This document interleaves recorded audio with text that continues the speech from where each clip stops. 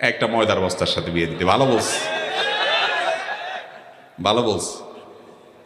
ছেলের বাপ মা চায় টাকার বস্তা, আর মেয়ের বাপ মা চায় ময়দার বস্তা, অর্থাৎ রূপ লাবণ্য, বাহ্যিক সৌন্দর্য। ভাইরে, এগুলো চলে যায়, থাকে না। দাম্পত্য জীবনে, মানুষের সাংসারিক জীবনে চেহারার সৌন্দর্য একসময় ভেঙে যায়, অর্থকড়ি একসময় হয়তো চলে যায়, কিন্তু মানুষের যে গুণটা সবচেয়ে বেশি উপভোগ করার মতো থাকে সেটা হলো তার পার্সোনালিটি, তার ব্যক্তিত্ব।